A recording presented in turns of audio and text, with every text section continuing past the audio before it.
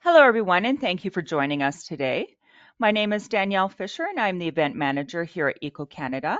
And today's session is called Accreditation, Preparing the Green Workforce of Tomorrow, Experience of CICan members. Before we start, I would like to take a moment to recognize the traditional Indigenous lands where ECO Canada's office is based in Calgary. At ECO Canada, we're committed to working towards respectful acknowledgement, collaboration, and reconciliation with Indigenous peoples across Canada.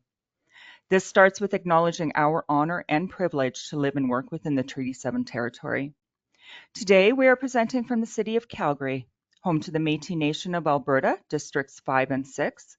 We would also like to take this time to acknowledge traditional territories and oral practices of the Niitsitapi, home of the Blackfoot Confederacy, which includes the Siksika, the Piikani, and the Kainai First Nations, and the Tsuut'ina and Goodstoney, which include Chiniki, Bearspaw, and Wesley First Nations.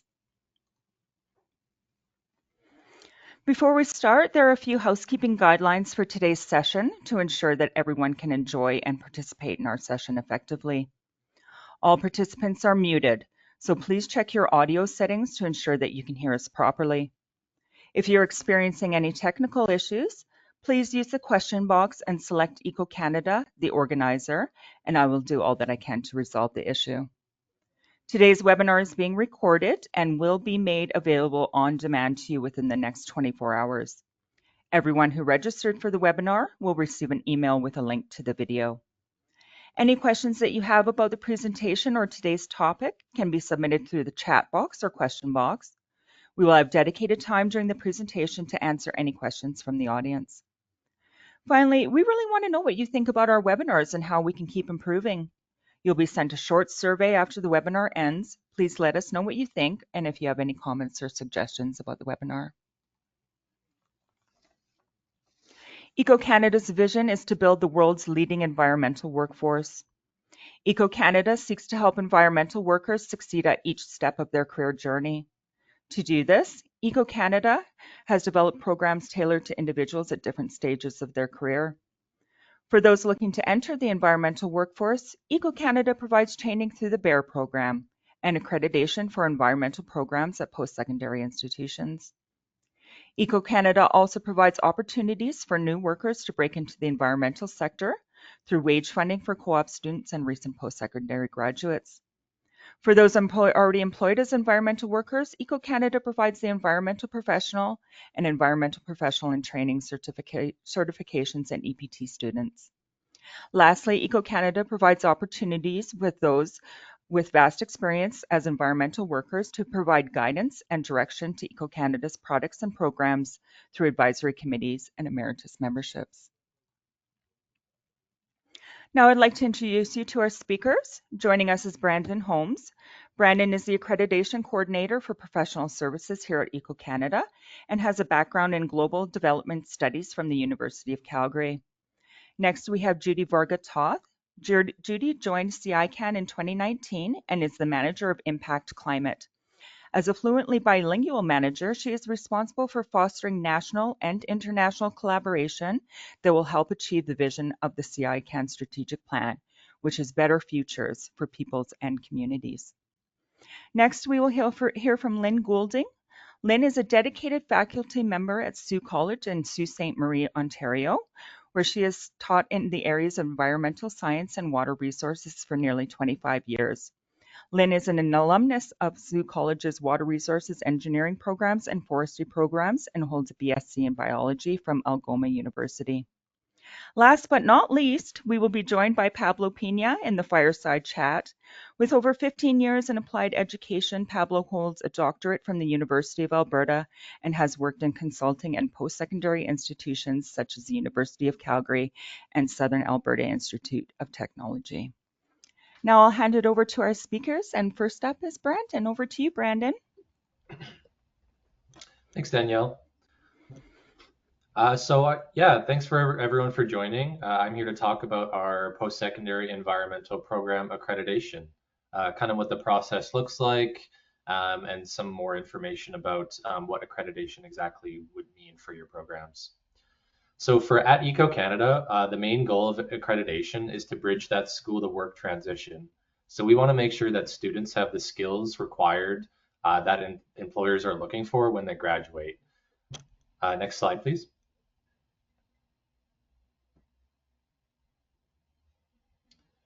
And through the accreditation process, it starts with the application phase. So this phase typically takes about 1 to 2 months. So you'll submit your application to be reviewed by our team. We'll make sure that everything is in order. We'll help you out throughout the process along the way, and then you'll move into the self-study phase. The self-study phase takes about 3 to 9 months. You get a lot of documents from your organization about the background of your organization. You'll talk about financial resources. You'll talk about various different admissions requirements, and I'll talk about more in the next slides about what exactly criteria you're assessed against. And then it accumulates in a 1 to 2 day site visit by one academic professional and one industry representative who will come to your campus, do a tour of your facilities, talk to alumni, talk to students, talk to some staff, and learn more about your program and kind of reflect against the self-study during the site visit. Next, it comes to the decision phase, about 6 to 12 months. The assessment report will be reviewed by our CIAC board, which is the Canadian Environmental Accreditation Commission. They're a third-party board made up of volunteer members from academic representatives and industry representatives who will review the documents that we submit to them, and then they will decide on an accreditation status. So this can be up to a maximum of 7-year term is typically what will be granted. It can also be conditional accreditation if there's some minor nonconformances that need to be addressed. It can be a 2-year accreditation if those nonconformances need to be figured out before the full status is given. After that, it goes into the annual reporting phase. So throughout your accreditation cycle, you'll submit a yearly report to us, basically just outlining if there's any changes to your program that we need to be aware of. Typically, it's a small report, especially if there's no changes that we need to be aware of. And all of these steps we can, of course, walk you throughout, and we can make sure you have all the information you need. We're always available for meetings whenever you need, if you need support during this process. Next slide, please. These are some of the institutions that we currently have accredited. So on the screen, you'll see a variety of different institutions kind of from all across Canada. This is not all the institutions we have. It's kind of just what we could fit on the screen. But we have one international partner, that's the Canadian University of Dubai. And then we have some other bigger names and various types of different schools and colleges and polytechnic institutes on there. Next slide, please. So accreditation in numbers, we currently have 44 accredited programs at 24 post-secondary institutions across Canada. And then, like I said, we have that one accredited program internationally at the Canadian University of Dubai. And we have about 10 new programs in progress, either in the application phase or the self-study phase. We're also working with more international partners to expand our international portfolio. So we're working with schools in the Caribbean and in Africa right now to try to gain some accreditation for their schools. Next slide, please. So we can also skip this slide. I already talked a little bit about the steps to become accredited. So these are the accreditation costs. So you can get a package deal if you're accrediting more than one program at once, typically. So this works mostly in conjunction with things like travel, as well as application fees. So if you want to accredit 2 programs, you don't need to pay the application fee twice. It's prorated for multiple programs. And then the site visit, there's typically a cost incurred with that, as well as travel. So it says up to 2,000 or up to 3,000. So typically that will be the maximum amount that we'll ever go to. Sometimes flights will go over if they're flying from, let's say we're flying the site reviewers from across the country. But typically I will try to find local site reviewers. So if you're located in, let's say, Ottawa, I'll try to find site reviewers in Ottawa so that we don't have to include those travel costs, because they can just drive from their house, they can drive home, they don't need a hotel, they don't need flights. So we can try to keep the costs as low as possible. So total initial fees for about one program is $7,000, and then there's a $1,000 annual maintenance fee with that as well. Next slide, please. So this is the criteria that I spoke about that your programs will be assessed against. So these are the general requirements. These are a part of our national accreditation standard, and there's about 8 areas that the program's assessed against. So there's the program development and maintenance, program curriculum, faculty complement, admissions, student services, facilities and learning resources. So we want to make sure that there's an adequate library, adequate student services. We want to make sure that there's supports available for students that they can make sure to succeed in their academic careers. There's also research and scholarly activity that happen with the staff, and then the financial resources to make sure that the program will be sustainable for the long term. Next slide, please. So some of the added benefits of accreditation. We have an annual student presentation. So typically we want to at least try to do one with every school year if possible. It could be either in person or virtual. The ones local to Calgary are obviously easier for us to go to, but we will make an effort to fly across the country if need be. We have done it before, so that's no problem. But typically we'll do some sort of presentation for your students every year. You also get brand exposure, so we'll place your program and logo on our website so students can come check out all the accredited programs and they'll see your school up there. We also offer an annual 4-week digital marketing campaign or a customized research paper. So you can choose between those two. We have the accreditation newsletter and exclusive resources. So we'll send out the accreditation newsletter typically every semester, and you can see kind of what's going on, what kind of resources are available. We also have the free EPT student for membership for students. So this is a $50 value typically, but this application fee gets waived for students in accredited programs. So students can save a little bit of money, which is always great for students. And then we also have the $200 EPT application fee, which gets waived for graduates. So students in accredited program don't have to pay the $200 fee for the full EPT, and they don't have to pay the $50 fee for the EPT student. Faculty can also save some money, so they save on the $300 application fee for faculty as well. So some more benefits for students in ECO accredited programs. Like I said, they get that waiver of that $200 application fee. They get that waiver of the $50 application fee, and they also get access to our mentorship program. So typically, it's only EPT members who get access to our mentorship program, but students in accredited programs who have their EPT student will also get access to the mentorship program. And mentorship is a fantastic benefit for students, I've found. You also get access to our webinars and discounts on training courses as students. And then students will also get the free Essential Skills for Job Seekers course. So this helps students learn to identify a potential career path, helps them write a resume and build their personal brand and develop valuable interview skills, which is crucial in today's job market. They also qualify for the full EPT or EP designation in 4 years or 48 months instead of that full 5 years. So they can get a bit of a jump start on their full EP membership if they choose to pursue that. Next slide, please. And then, yeah, like I said, faculty will get that discount as well. And so that's it for me on the accreditation side. I know it was nice and quick, packed full of information, so feel free to contact me if you have any more questions. There'll also be questions at the end. I'm always available for a chat. And I'll pass it off to Judy now. Thank you very much, Brandon. Very interesting and inspiring to hear the benefits that come with this. So I'm excited to be here and share about Colleges and Institutes Canada, and later you'll hear from 2 of our champions. So I'm going to keep it brief. I'll probably talk fast as well, like Brandon, and keep it short because we're really here to hear from Lynn and Pablo, who are 2 of CICan's member institutions that have accredited programs. You might have seen quickly on the slide that there are at least 12 members of CICan who have programs accredited, so it's seen as a valuable program. Next slide, please.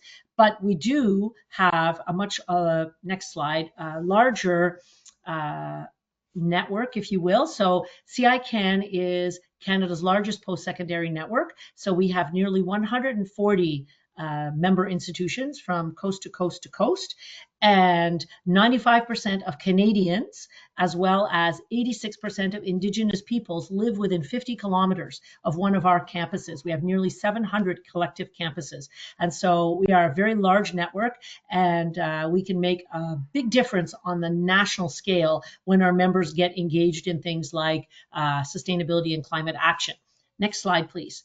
So the question is, why are we here? I believe that knowing Lynn and Pablo, and of course the folks at ECO, and those of you who are listening, why are we here? Because we believe that we need to do better around environmental education, around climate literacy, and we know that we can do better. So some of you may know of Catherine Hayhoe. She's a very well-known Canadian climate scientist who lives and works in the United States. And next slide, please. She referred recently to some sessions that she did for university presidents. You can see Canadian university presidents. And when she was asked, what is one thing you could do to address climate change, her answer was, make a climate course mandatory for every student in every discipline. Some of our members have begun to do that. And in the absence of that, the early leaders, early adopters like Pablo and Lynn have ensured that their programs are accredited so that they can guarantee the quality and the content of their courses and give a leg up to their graduates so that they can get into the professions that they dream of, most likely because they're also passionate about protecting nature, protecting our environment, and contributing to sustainability. So we know that higher education, colleges, institutes, CEGEPs, polytechnics, all have a huge role to play. Next slide, please. So CICan wanted to showcase the benefits of accreditation, specifically to contribute to building this green economy. That's what Lynn and Pablo and their students have been doing for years and decades.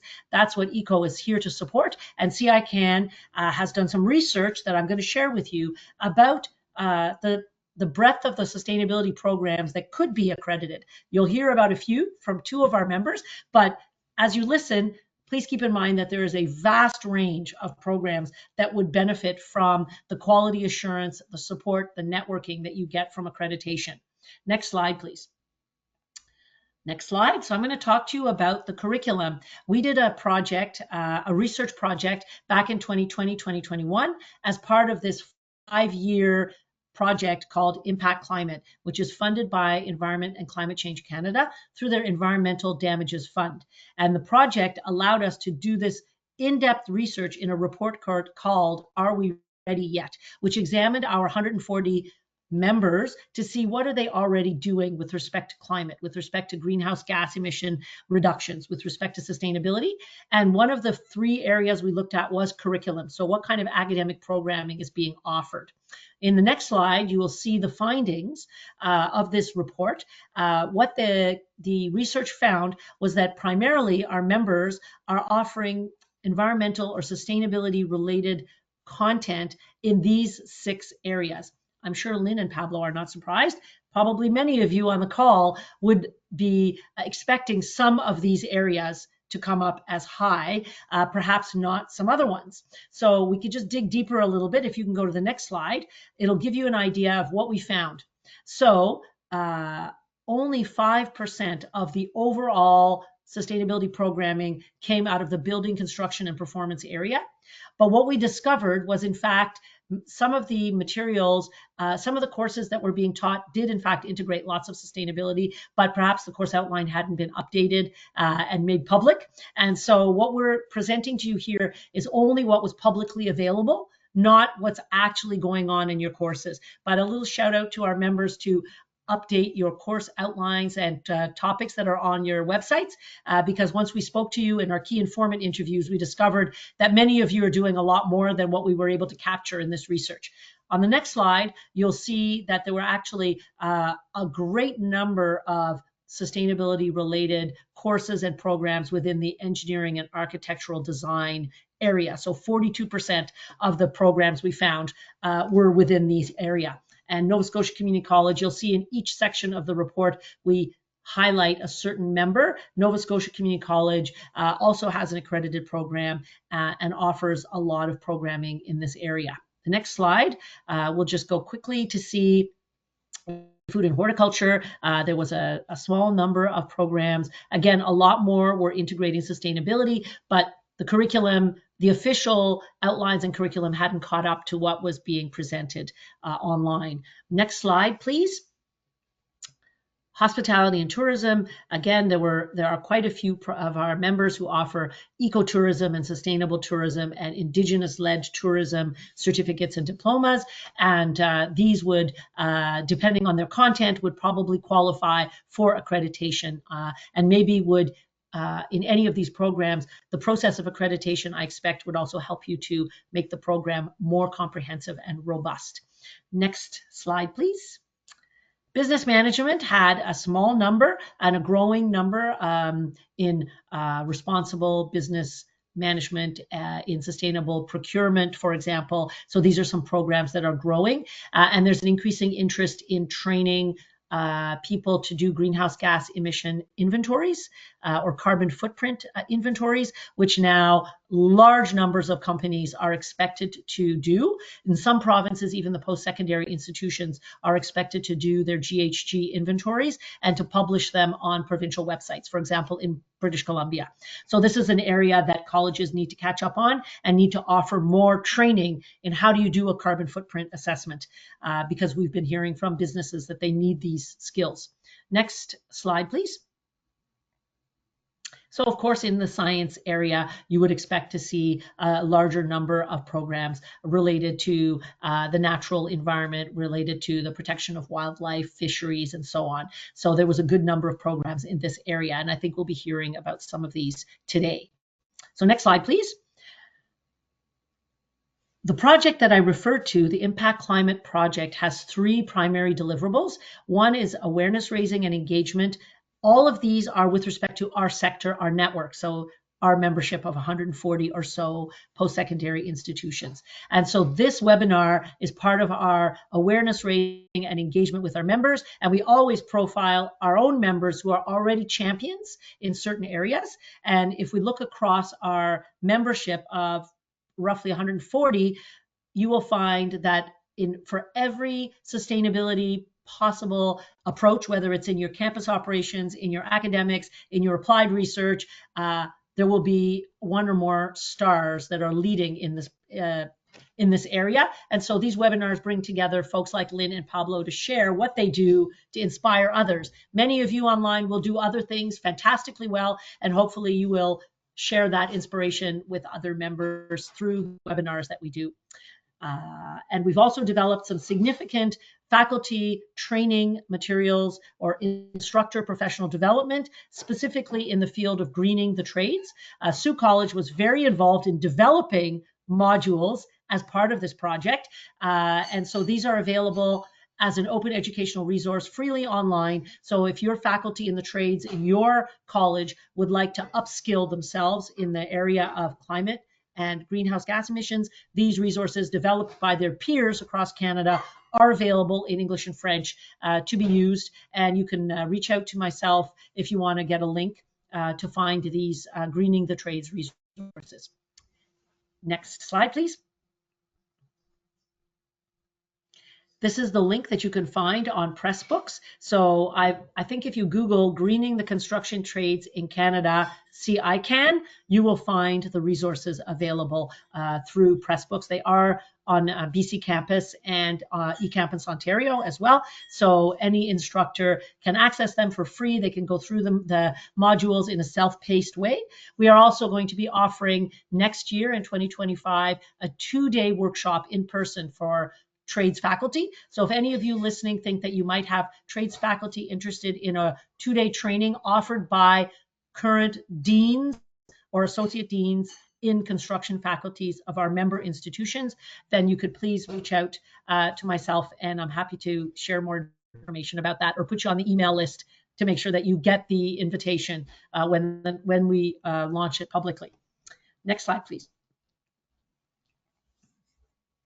These modules integrate and center decolonizing and indigenizing. So again, for our sector, our commitment to truth and reconciliation is really solid and backed up by action. And so in these resources, you will find not only separate chapters like this one on an introduction to decolonization and indigenization, which is appropriate for any faculty in any subject matter.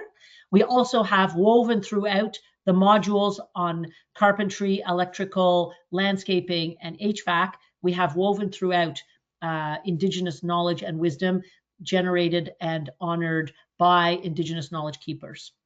So we're really proud of the resource. Next slide, please. We have a fabulous website where you will find all these links. You can go to impactclimate.ca and you will find access to the open educational resource for trades. You will find upcoming webinars. You will find recordings of previous webinars. The recording for this webinar will ultimately live on this website. So if you are a CICan member, or actually anybody, you can come to this website and find resources as well as contact information for the Impact Climate team. I think maybe I only have one slide left. I'm done. Yes, on time. Thank you very much. Over to you, Lynn.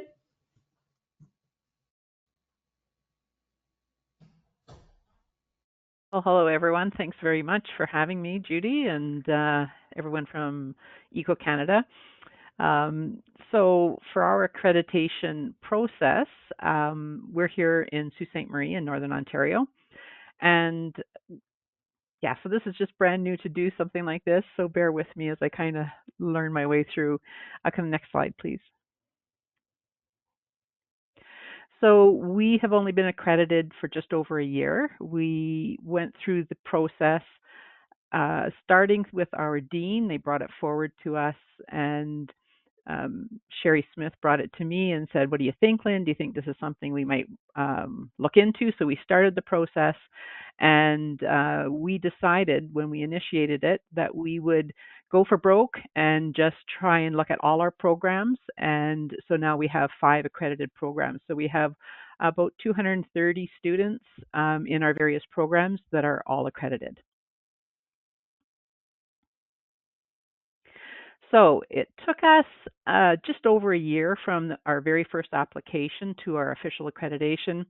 And as Brandon mentioned, all those times that were spent gathering data, everything from financial records, policies and procedures to graduate information. So it did take a lot of time to gather that. So one of the biggest I think one of the benefits for us as we were doing the process is that as we looked at the various courses that we offer in our programs, we were really able to see and identify how they match so nicely with the competencies that were required through the accreditation. So that was a real bonus for us to learn that and realize, yeah, we are doing well in advancing our programs into green careers. We also had to look at our vocational competencies, the success of our graduates. And again, that's always a really good time to reflect at the process and how we're doing and see, are there things that we could still work towards? So it was quite a big chunk of information that we had to bring forward. Of course, the site visit, for us, it was 3 days. We had so many people to interview, including alumni, community partners, just college staff, everyone from the deans, vice presidents down to our support staff. So it was really a very comprehensive time to gather information and to reflect on our programs. So I was just going to go over some of the programs that we do have accredited. So our Fish and Wildlife Conservation program. So all our diploma programs are 2-year programs. And I think what fits so nicely with ECO Canada is that our programs are so hands-on, field-oriented, lab-oriented, activity-oriented, so that the students really get real-life experience out in the field. And in doing so, they match up with industry partners who They come out to our field camps, they come out to our labs, they are partners, helping us again achieve those levels of competencies within our fieldwork. So Fish and Wildlife is one program. All our programs are also a co-op, has a co-op component, so they're able to again apply that to a credit for their graduation. Our Forestry Technician Conservation program is really unique because we have embedded into this program what's called the SP100 Forest Fighting certificate. So they get the certificate that's required by the Ministry of Natural Resources and Forestry to fight forest fires. And students are gaining that experience. You can see the one picture here where they're doing helicopter lifts with gear, and they get that specific certification, which is really quite unique for us. We work in conjunction with the Ministry of Natural Resources and Forestry here in Ontario. Also, this is a co-op diploma as well. Our Natural Environment Technician program, again, we're focusing more on conservation and management. So again, these field skills are essential when we're looking at potential green careers. When we are joining forces with some of our partners, we join with our conservation authorities here, and that really allows us access to more diverse ecosystems so that our students can see all the various levels, which again presents them with a more diverse background for addressing skills for these types of green careers. Our Adventure, Recreation and Parks Technician program, this is the one everybody wants to take because just looking at the pictures, it looks it's so fun. And now, mind you, I wouldn't want to do any ice climbing myself, but this course really focuses on management and sustainability. So these activities that take place are will all support ecotourism in one way. So our students go on to work in anything from parks as maintenance or workers or interpretive guides to being guides on remote canoe trips and kayak trips. So we look at ecotourism and adventure expeditions. That's really an up-and-coming field. We find everybody's starting to dive into this, so we've incorporated it into our curriculum. And we're also really lucky here because where we're based in Sault Ste. Marie, we're right in the hub of three of the Great Lakes. And we also have a phenomenal waterfront center that is in the one picture. So our students are able to gain those skills for outdoor adventures. And any student in our whole college can access our waterfront center and sign out a canoe and go kayaking or a paddleboard. And we've even had some of our graduates go on to start their own businesses based on some of the skills that they've learned within the Adventure Rec program. So that's pretty exciting. The Natural Resource and Environmental Law program. Now, this is a post-grad certificate that has been accredited. So this is a one-year certificate. So we get students from all across Ontario, actually all across Canada, and even international students come to this. So this is where they're really applying the experiential learning and looking at conservation and environmental law enforcement. So assessments. Yeah, I think that's about it for that. Thank you. Next slide, please. So this is something also kind of exciting for us. So we have our 5 main programs that are accredited. We also have 2 programs that are considered qualified candidate status. And this means it's based on all the information and data that we've put in, because collectively as a college, our financial programs or our libraries don't change from one program to another. So these are brand new programs. They started in 2023 and 24. So climate change mitigation and environmental sustainability analysis. And these programs were created by reviewing ECO Canada's resources. So we were looking at trends, we were looking at what's out there, and then these programs were created specifically with those new careers in mind.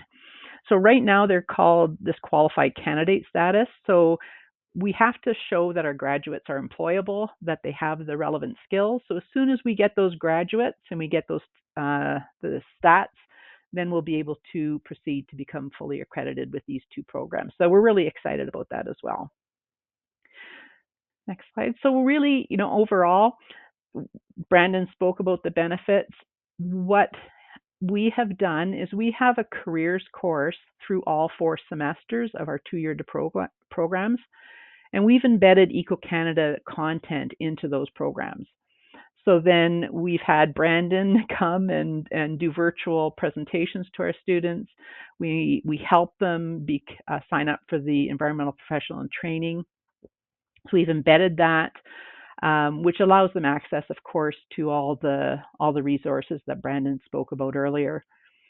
And overall, our students can put this on their resume. It shows the high caliber of our programs, and also for our employers that they know our students are coming out with these skills that are needed in the new careers. So the benefits for our college, well, of course, we become nationally recognized, so we have a bit of bragging rights here, so that's exciting for us.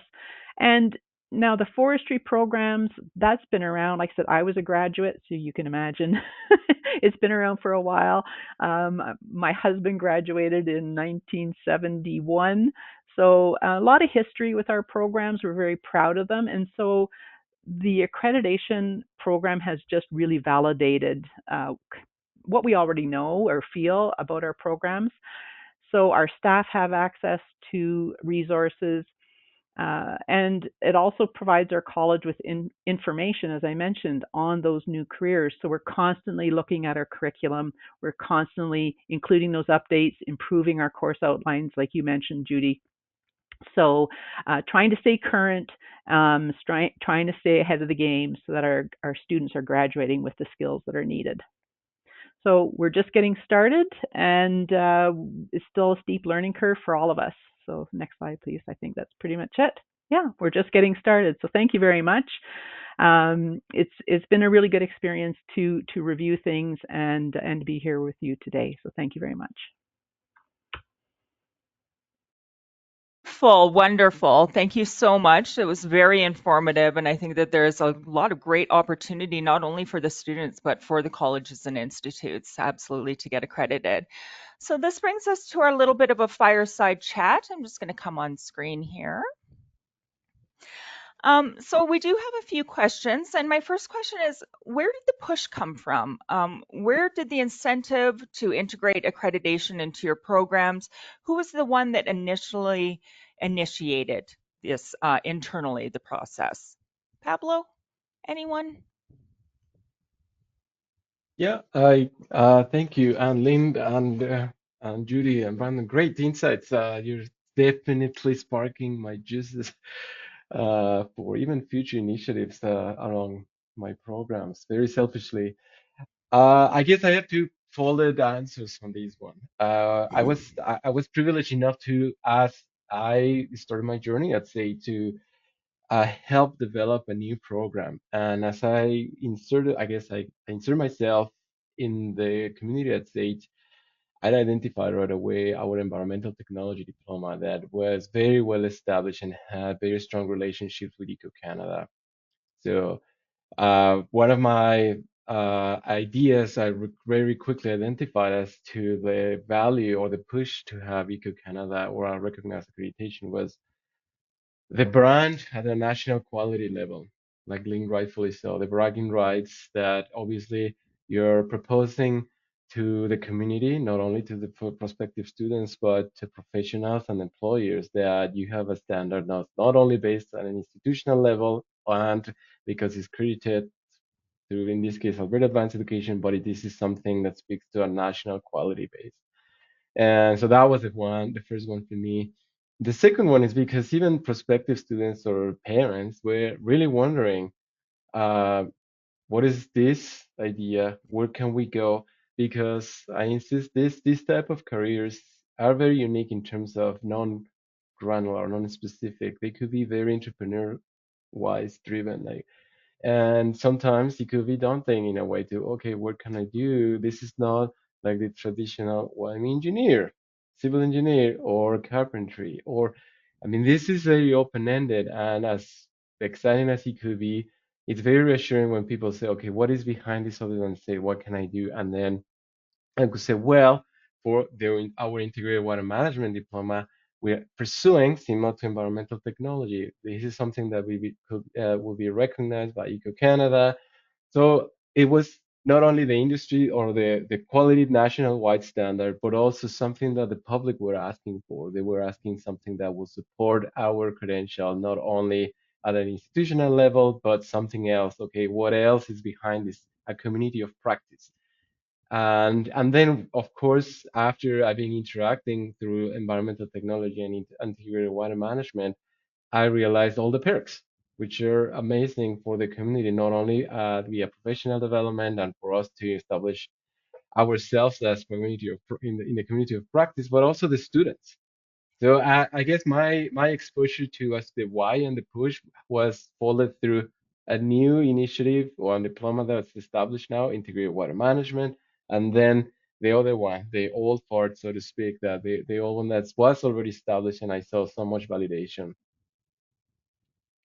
Amazing. So are you saying that students are specifically seeking out accreditation, or are you actually educating them on the benefits of the accredited programs and then they're learning about it that way? Or else are they actually coming to you to seek it out? Before, many of them, they want to know what's next for them. Because in many, especially let's say they come and they see, oh, this is recognized by the Alberta Boilers Association or by the government of Alberta as an operator. What about you guys?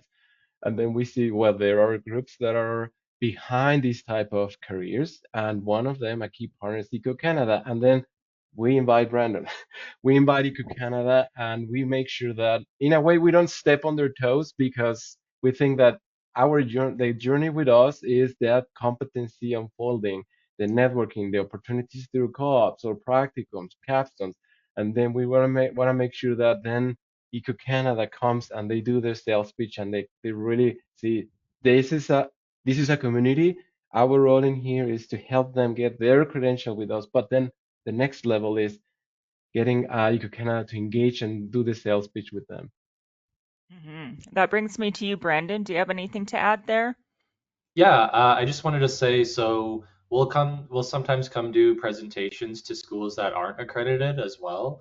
And oftentimes this gives students the information about, okay, these are the benefits that I could be receiving if I was in an accredited program. And oftentimes this will push students to seek accreditation from their schools. We've also started branching out into high schools now. So now high school students are being exposed to, okay, there's accredited programs out there for me that I can take and I'll be getting all these benefits for that. It means that I'll be getting the right competencies after I graduate to get the skills I need to actually get a job after. So I think we've been trying to engage students at the start now to try to show them that these are these programs out there. They've been assessed and they've been shown to have high quality. So students can kind of know that and feel confident when they choose programs. Yeah, students don't sleep on their careers anymore, that's for sure. Lynn, do you have anything to add? Yeah, I just wanted to add that the students don't seem to know right off the bat about our accreditation, but when we have students that are looking at articulation programs, that they're now seeing the benefit that we are accredited and then we have accredited university partners. So Trent University has one. We have a 2+2 program with several. University of British Columbia, University of New Brunswick, Lakehead University in Ontario, Lake State in Michigan. So again, we're seeing this connection now between our accreditation and the accreditation of the university. So that's been quite a benefit for us. Absolutely a benefit. So let's kind of get into some of the specifics of this. Are there options for customizing the accreditation programs to colleges? Can we customize them to individual students? And then we'll go from there. Is that the possibility? So typically our accreditation process follows a standard that we've developed. So a lot of the assessment criteria will be assessed against specific standards. So typically it's a little bit specific to the standard, if I'm getting the question correct. So there is some different things we can do along developing new benefits. And then also we'll work with your school specifically to see if there's any specific needs that they might have to help you through the accreditation process. So keeping that standard is important and it becomes a benefit overall to the colleges and the institutes. Okay, Yeah, great. I kind of want to make sure there's a level playing field for all schools while going through the accreditation process. Right, absolutely. So let's talk about a little bit about green economy trends and kind of shaping the development.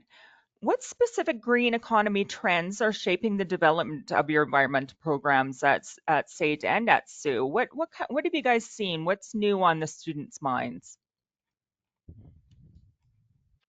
They Well, one is we're growing, like Canada is growing, as everybody kept heard in the news.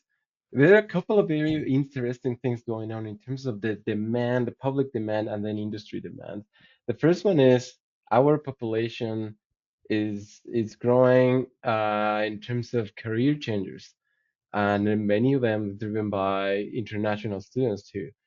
So our classrooms are getting complex, and we're looking at that from an asset point of view, like in terms of it's a challenge, of course, because the demand for this type of careers is clearly growing, but also the diversity of the classrooms as well.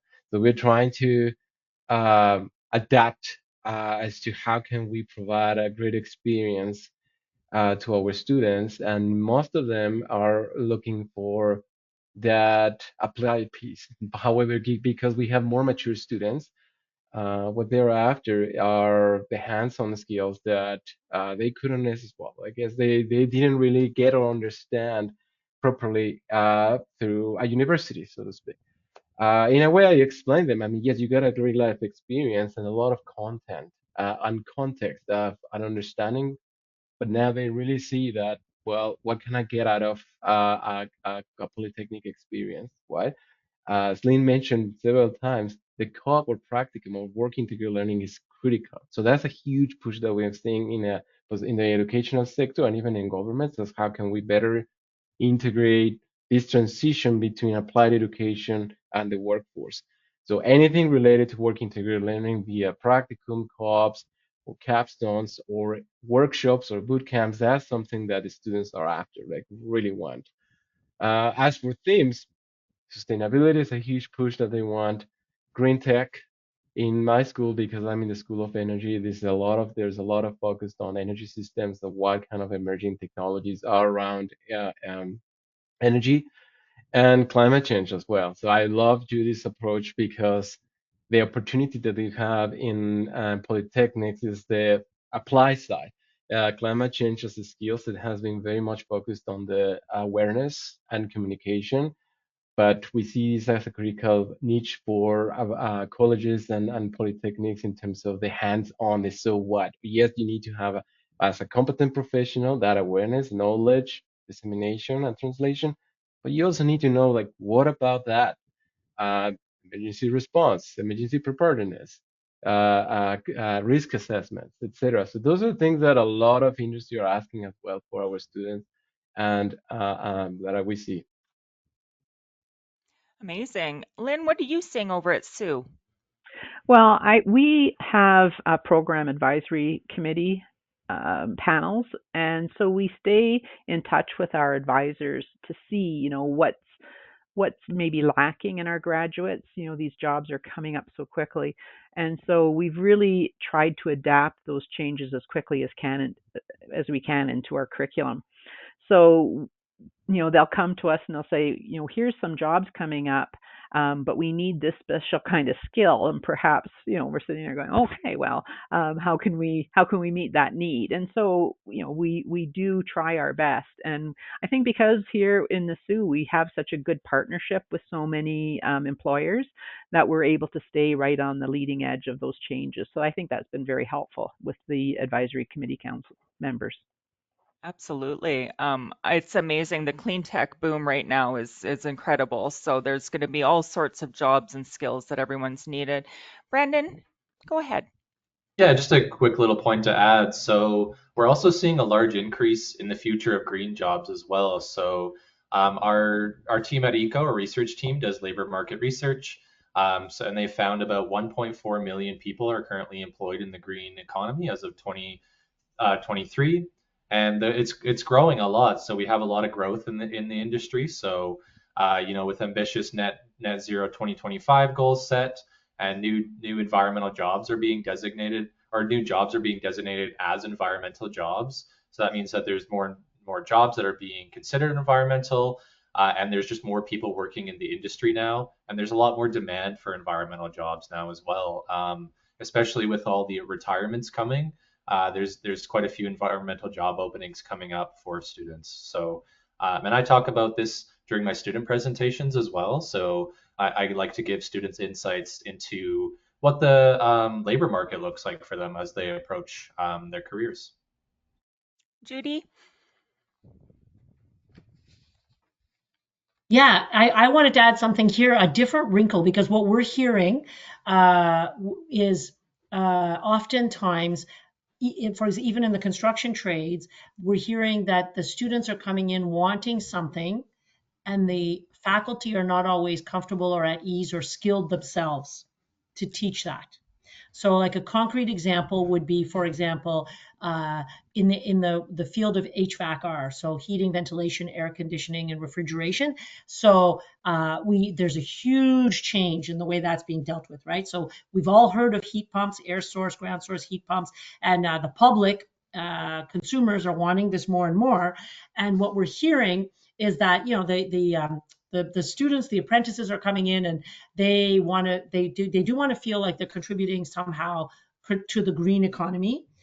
But sometimes their instructors, who maybe have been teaching HVAC-R for 20, 30 years, may not have, they never learned it. It's not their fault they never learned it. It's just this is new stuff. And even I imagine, Lynn, when your program advisory committee folks come in, sometimes there are skills or knowledge areas that maybe you need to upskill your trainers. Your faculty have to be upskilled. I know they spend time in industry, but honestly, many of them, it has maybe been a few years since they've been in industry. I'm just curious, what are we able to do to train the trainers, as it were? How do we upskill, green skill your faculty? So Pablo, you have those skills. I'm going to say there might be some colleagues at SAIT who don't have those skills, but maybe they need those skills. What are you able to do as colleges, and can ECO Canada help in this growing area of need, which is training the trainers for the green economy? Absolutely. Pablo, anything to add to that? Yes, I think it's related to what I wanted to comment. So let me start with that, because similar to Lynn's point, that we have advisory committees, and there's something really interesting going on in our advisory over the past year. Is every time we meet twice per year, and part of what we do is help us have our ambition, the direction, and management of this. And they've been pushing for focused on adaptability. Like focused on the style, and many people don't like this idea of the soft skills component of the programming. But I think they're realizing that we're on this very rapid pace slash dynamic slash hyper connected like globalized world, so that it's very hard to keep up with emerging technologies. And basically the mainstream of innovation and disruption, something that for us, and I always say this to the students, before for us, that was the no-no. Before, what we wanted was this stable kind of like peak or trajectory, whereas now the expectation is the professionals need to be adaptable, innovative, disruptors, etc. So it's a complete different mindset. And for education, to your point, Judy, is we can't adapt as well because the nature of post-secondary education is just very slow. We have so many checks and balances, including accreditation, that we need to make sure substantial changes like a skill set or learning outcome related to our technologies see you in 2 years so that we can train the trainee and we can put that specific outcome in there. So what our advisor has been saying is please put placeholders for adaptability, and it doesn't really matter the tech, because we want to make sure that that placeholder in your programming somehow allows you to put something, or allows you to put something that the students or the trainee, once they go in the workforce, we can focus on that training. However, that mindset of adaptability, it's already in there, so that this is not something that for them will be disruptive in a sense. They are expected, they can pivot, they can innovate, they can collaborate. So I found it interesting that, as I said, the past two sessions that we have had with that advisor, they're like, we don't want specifics per se now anymore. We don't want you to buy the specific tech, because everybody, it will be a competing story. I mean, in our case, because we have petrochemicals, we have uh, non-for-profit, we have planning, like we have so many parties that might want a different tech and the different aspect to focus on. So they're like, okay, please just focus on the adaptability side. Well, not just, but as one of the critical items. So there's steps to the process for sure. Lynn, what do you have to add to that? Well, I agree 100% with what Pablo was saying. And we took that to heart a year and a half ago in our curriculum, because we realized our students do need these soft skills. If they have that adaptability, the soft skills, they can, take on all these extra technology and challenges. And so we used to only have one single careers course, and now we have it in all 4 semesters. And so we really try and adapt that kind of content into it. So make them learn those soft skills as best as we can. So we're hoping that we're kind of addressing that need in industry by having our 4 semesters of a careers course with varying levels as we go up through the 4 semesters. And I'm hoping I can see it's helping already. Students are becoming a little more self-aware and a little more confident. So That sounds fantastic. Get that strong base there that will carry them all the way through to the workforce as well. yeah, exactly. Okay, we do have a time for just a few more questions here, but I just wanted to jump off something that Lynn had mentioned quite a bit earlier about these partnerships with industries or businesses. So can you share any partnerships with industries or businesses that have helped align your training programs with real world environmental challenges? Sure, I can mention a few. So we have a memorandum of understandings with a few different organizations. One thing we have noticed, though, is that with these MOUs, we we want to be selective in the sense that we want to be able to benefit both sides. So sometimes you end up with a MOU, but then you realize we're not really following up with it. But the one that we have with the Conservation Authority here in Algoma District has been really key, because it's given us the opportunities to reach a really diverse areas where we can take our students. We've had that MOU for, oh goodness, almost 10 years now at least. And the Department of Fisheries and Oceans, we don't have a formal MOU, but again, we have this close connection because many of our faculty have worked there and have transferred over to the college as professors. So we have these close connections here in Sault Ste. Marie. We have some wonderful institutions. The Ministry of the Environment has a very large main office here. The Parks Center is here. The Great Lakes Forest Research Center is here. So we have some excellent partnerships with them, and so we try to capitalize on having them close by, having them come in. Guest speakers, our Invasive Species Center right here down on Queen Street.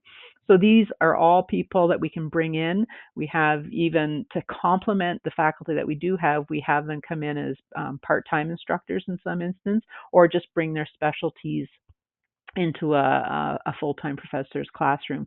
So those kind of partnerships have been really, really important for our students. Absolutely. Sounds like it takes a community to raise a student here, but it sounds amazing. Pablo, anything to add to that?